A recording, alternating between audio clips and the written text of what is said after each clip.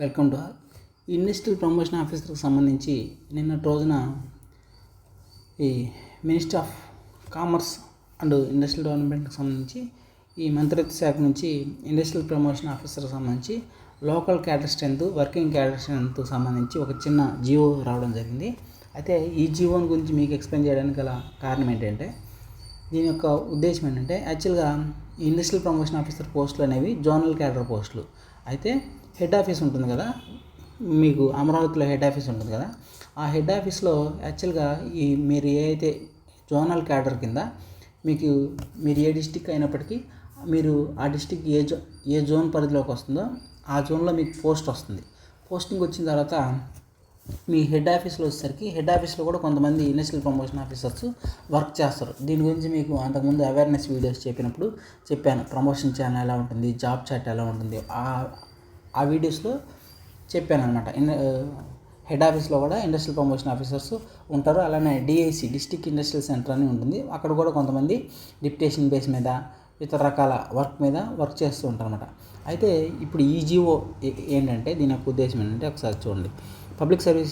Public services, industries and commerce department, commissioner of industries and commerce export promotion category చూడండి.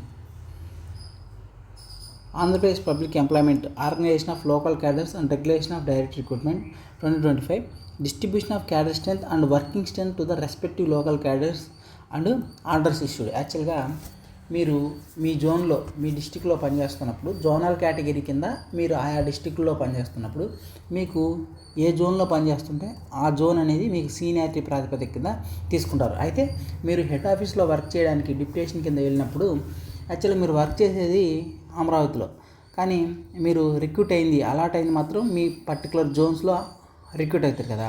కాబట్టి అలా head ఆఫీస్లో work చేస్తున్నప్పటికీ మీ యొక్క ఎక్స్పీరియన్స్, మీ సీనియారిటీ అనేది మీ లోకల్ క్యాడర్ కిందే, మీ లోకల్ జోన్ కిందనే తీసుకుంటాము అనేది చెప్పడం అనేది దీని యొక్క ఉద్దేశం అంట.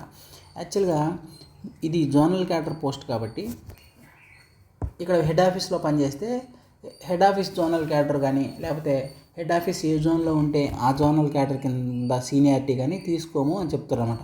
అంటే దీనివల్ల మీకు చాలా అడ్వాంటేజ్. అంటే కొంతమంది ఈ అమరావతి ఏరియాలో, రాజధాని ఏరియాలో ఎవరైతే వర్క్ చేయాలనుకుంటున్నారో మీ ప్రాంతము, అంటే ఫర్ ఎగ్జాంపుల్ మీరు ఏ జోన్ 6 జోన్ 5 అయి ఉండొచ్చు, కానీ మీకు ఆ ఏరియాలో ఉండాలనుకుంటే పోనీ మీరు వేరే జోన్ అయ్యండి, ఇంకొక జోన్లో మీ జోన్లో పోస్టులు లేక వేరే జోన్లో ఓపెన్ క్యాడర్లో పోస్టులు కొట్టారనుకోండి, అట్లాంటప్పుడు మీ జోన్లోనే వర్క్ చేయాలనుకుంటే, ఈ అమరావతి ఏరియాలో వర్క్ చేయాలనుకుంటే అట్లాంటి వాళ్ళకి ఇది అడ్వాంటేజ్గా ఉంటుంది అనమాట. రైట్, మీరు ఓపెన్ జోన్లో వేరే నాన్ లోకల్ జోన్లో జాబ్ కొట్టినప్పటికీ మీ సొంత ఏరియాకి దగ్గరలో జాబ్ చేయాలనుకునే వాళ్ళకి ఇది ఉపయోగకరంగా ఉంటుంది అనమాట. ఇది ఈ జియో యొక్క ఉద్దేశం. ఇక్కడ 4th పాయింట్ చూస్తే మీకు అర్థమైంది. The Commission of Industries and Commerce Export Promotion has informed that certain category of posts born in the office of head of the department are being filled up from the local cadres on tenure basis, and seniority of such persons is maintained in the respective local cadres. Head of the department has submitted a proposal for distribution of cadre strength and working strength of such posts born in the office of the HOD and being filled on the tenure basis from local cadres among local cadres of the districts and contingent zones and multi zones as applicable through Nidhi portal for approval of the government by reference number 5th cited. యాక్చువల్గా మీ local cadres నుంచే మిమ్మల్ని recruit చేసుకున్నప్పటికీ head ఆఫీస్లో work చేయడానికి తీసుకున్నప్పుడు మీ seniority అనేదాన్ని మీ respective cadres కిందనే గుర్తిస్తాను అని చెప్తారన్నమాట. అంటే యాక్చువల్గా ఈ పోస్టులని, అంటే హెడ్ ఆఫీస్లో, అంటే మీకు ప్రెసిడెన్షియల్ ఆర్డర్ గురించి అవగాహన అంటే సరిపోతుంది, లేకపోతే అదంతా చాలా పెద్ద డెప్త్ కాన్సెప్ట్లో అది అవసరం లేదు. మీ పోస్టులు ఏదైతేనో అవి జోనల్ క్యాడర్ పోస్టులు. హెడ్ ఆఫీస్లో పనిచేయాలంటే ఖచ్చితంగా స్టేట్ క్యాడర్ పోస్ట్ అయి ఉండాలన్నమాట. అలా లేదు కాబట్టి ఇలా స్పెషల్ రూల్ని వీళ్ళు గవర్నమెంట్కి పంపించడం జరిగిందన్నమాట. అంటే జోనల్ క్యాడర్ కింద కొంతమంది ఐపీఓలు, అలానే స్టేట్ క్యాడర్ కింద కొంతమంది ఐపీఓలను తీసుకోవడము, వాళ్ళని హెడ్ ఆఫీస్లో రిక్రూట్ చేయడము, వీళ్ళని జోన్స్లో రిక్రూట్ చేయడం, ఇదంతా లేకుండా వీళ్ళనే అక్కడ వర్క్ చేయించుకుంటారు. ఇది అనేది మీకు కొత్తగా రిక్రూట్ అయ్యే వాళ్ళకి మీకు అడ్మినిస్ట్రేషన్ కింద మీకు వెసులుబాటుగా ఉంటుంది అనేది ఇక్కడ ఉద్దేశం. అయితే ఈ ఏ జోన్ నుంచి హెడ్ ఆఫీస్కి ఎంతమందిని తీసుకుంటారనేది ఇక్కడ ఇచ్చారు చూడండి. ఇండస్ట్రియల్ ప్రమోషన్ ఆఫీస్ యాక్చువల్గా 1975 ప్రెసిడెన్షియల్ ఆర్డర్ ప్రకారం జోన్ 1 నుంచి 3 తీసుకునేవాళ్ళంట.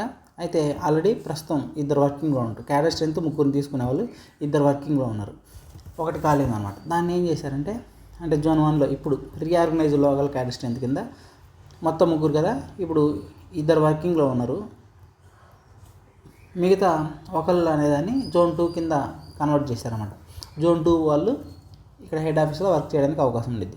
అదేవిధంగా ప్రెసిడెన్షియల్ ఆర్డర్ 97 ప్రకారం జోన్ 2లో 2 క్యాడర్ స్ట్రెంత్ ఉంది, ప్రస్తుతం ఒకళ్ళు వర్క్ చేస్తున్నారు.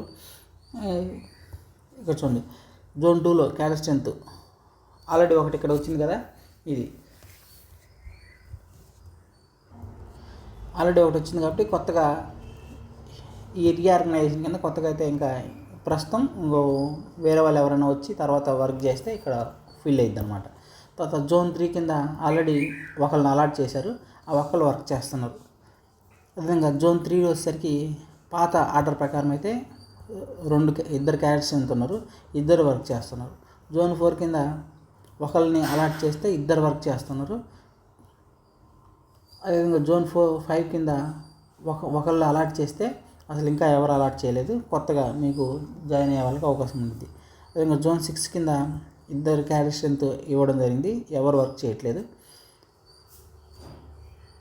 రీఆర్గనైజేషన్ కింద ఈ జోన్ 4లో ఉన్న 2ని ఒకళ్ళకి జోన్ 5 కింద, ఒకళ్ళకి జోన్ 6 కింద అలాట్ చేయడం జరిగిందనమాట, ఈ జోన్ 4లో ఉన్న వాళ్ళు. ఈ విధంగా మీకు ఇది ఉపయోగకరంగా ఉండిద్ది అనమాట. మొత్తం 9 పోస్టులలో 5 పనిచేస్తారు, ఇంకా 4 అవకాశం ఉండేది తర్వాత అయినా కానీ, రైట్. అది అదేవిధంగా ఇవి అసిస్టెంట్ డైరెక్టరు, వీటికి సంబంధించి మొత్తం 8 పోస్టులు ఉంటే మొత్తం 11 మంది చేస్తారు. అంటే 11 మంది ఎలా చేస్తారంటే కొందరు డిప్యుటేషన్ మీద, ఫారెన్ సర్వీసెస్ మీద, విజిలెన్స్ వాటికి వెళ్తారనమాట, రైట్.